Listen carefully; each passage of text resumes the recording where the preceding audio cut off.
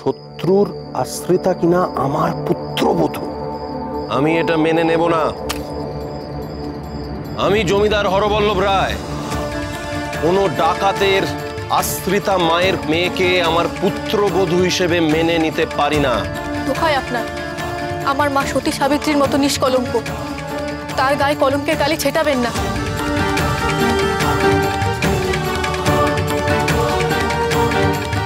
আর সর্দার ডাকাত হলেও আমাদের কাছে ছিল ভগবান তুল্য। তিনি মাকে সম্মান করতেন, মর্যাদা দিতেন, আমাকে নিজের মেয়ের মতো স্নেহ করতেন। চুপ! মিথ্যেবাদী! তুমি প্রমাণ করতে পারবে যে তোমার মা সতী ছিল? প্রসন্ন কুমারের কন্যা তুমি? সবটা তোমার মায়ের বানানো মিথ্যে গল্প। আমার মাকে কোনোদিনও মিথ্যে কথা বলতে দেখিনি। আর যাদের কথায় আপনি আমার মাকে কুলোটা বলছেন, তারা কি প্রমাণ দিতে পারবে আমার মা কুলোটা, কলঙ্কিনী? আছে আছে আছে, প্রমাণ আছে। পান্না, এদিকে এসো। আগে আমি আর কি বলবো বলুন, আমার ভাই প্রসন্ন বরাবরই পাগল, বাউন্ডলি স্বভাবের ছিল। তবে হ্যাঁ, মদন মোহন জোর করে তার বোনের সঙ্গে আমার ভাইয়ের বিয়ে দিয়েছিল ঠিকই, কিন্তু আমার ভাই তো সংসার করেনি, আর সংসার করার মতো মন মানসিকতা তার ছিলই না। জানি না কি করে ময়নামতি এই মেয়েটাকে আমার ভাইয়ের মেয়ে বলে চালিয়ে যাচ্ছে।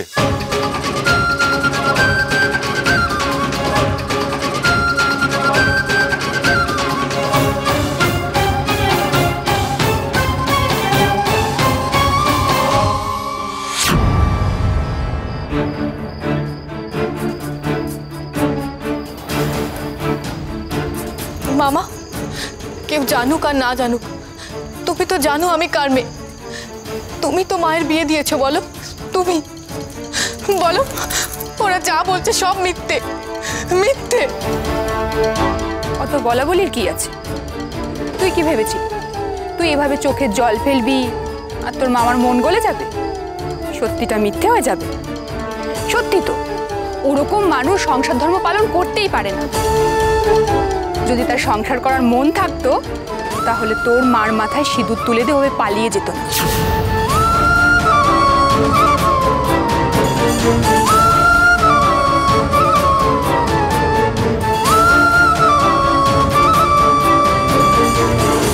তোর মা কুলোটা আর তুই কুলোটার মেয়ে, এটাই সত্যি।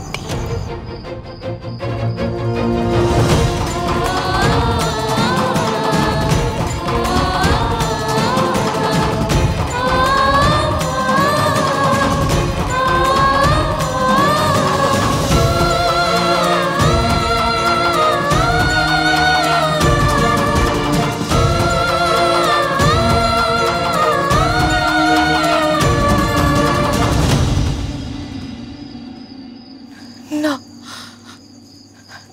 এমন বলো না মামি।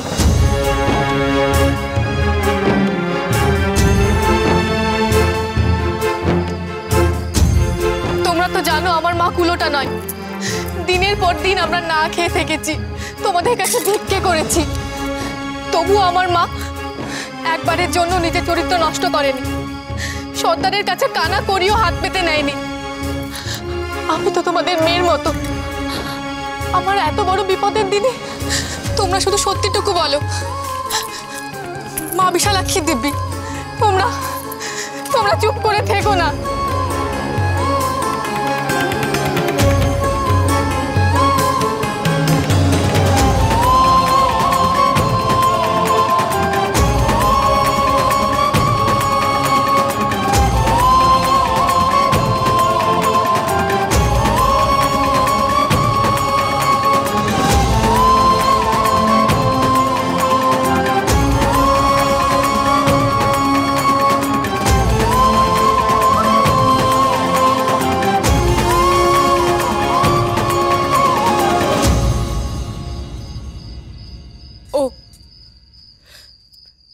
তবুও তোমরা কিছু বলবে না, তাই তো?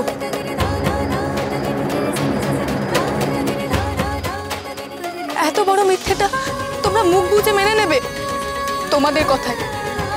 তোমাদের কথায় আমার মায়ের মাথা থেকে কলঙ্ক ঘুচতো। আছো? কিসের কিসের ভয় তোমাদের?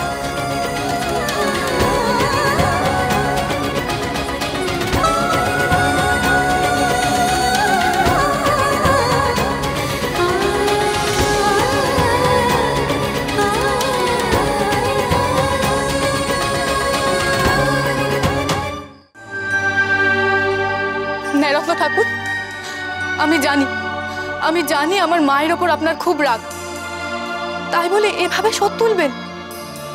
কি ক্ষতি করেছি আমরা? মায়ের মেয়েতে গায়ের এক কোণে পড়ে থেকেছি। আমার মা সর্বস্ব দিয়ে আমার বিয়ে দিয়েছে। আমার এই অবস্থা হয়েছে শুনলে আমার মাটা মরে যাবে। ঠাকুর, দয়া করুন, দয়া করুন।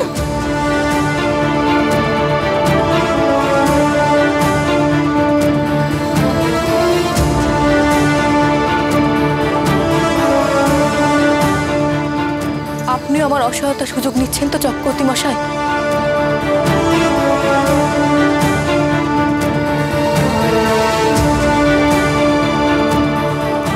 আপনি তো আমার মাকে দেখেছেন, বলুন আমার মা কি কুলোটা, কলঙ্কিনী?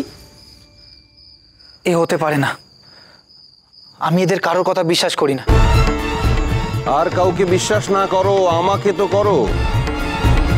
নাকি বউকে পেয়ে বাবা মশাইকেও অবিশ্বাস করছো ব্রজ? বাবা মশাই আপনাকে ওরা ভুল বোঝাচ্ছে। আমি বেশ বুঝতে পারছি এটা একটা ষড়যন্ত্র। আপনি দয়া করে ওদের কথা বিশ্বাস করবেন না।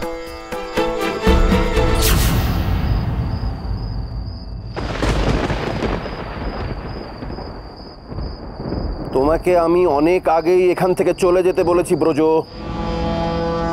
না গেলে আমি এটা চালাতে বাধ্য হব। সবার আগে আমার সম্মান, আমার বংশ মর্যাদা, কোনো এক মেয়ের জন্য সেটা আমি নষ্ট হতে দিতে পারি না ব্রজ। যে আমাকে বাধা দিতে আসবে তাকেই আমি শেষ করে দেব, যেই হোক না কেন। দোহাই আপনার, আপনি এমন কাজ করবেন না। ও যে আমার একমাত্র ছেলে। বেশ, তাহলে তোমার ছেলেকে চলে যেতে বলো, নাহলে আমি নিজেই নিজেকে গুলি চালাবো।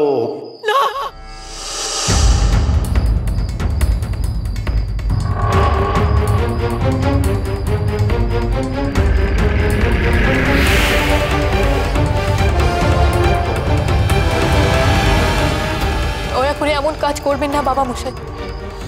আমার বা আমার মায়ের নিষ্কলঙ্কের প্রমাণের চেয়ে আপনার আর আমার স্বামীর জীবনের মূল্য অনেক বেশি।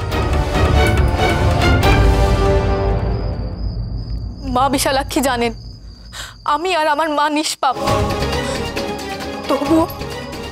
তবু আপনার আদেশ আমি মেনে নিচ্ছি বাবা মশাই।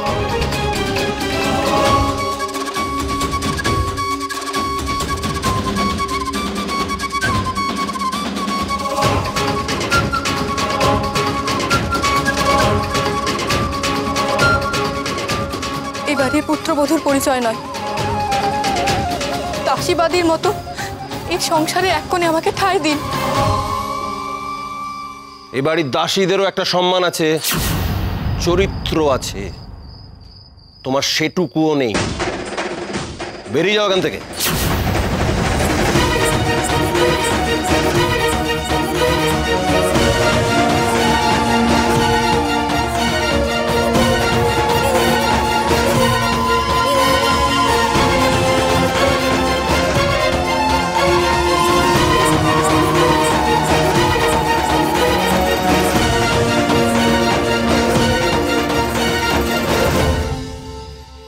তুই তো আমায় কথা দিয়েছিলিস যে কোনোদিনও কাঁদবি না। অন্ধকার কেটে দিনের আলো ফুটতে চলেছে, আর দিনের আলো ফুটলেই তোর জীবনটাই বদলে যাবে। সত্যি বলতো সর্দার?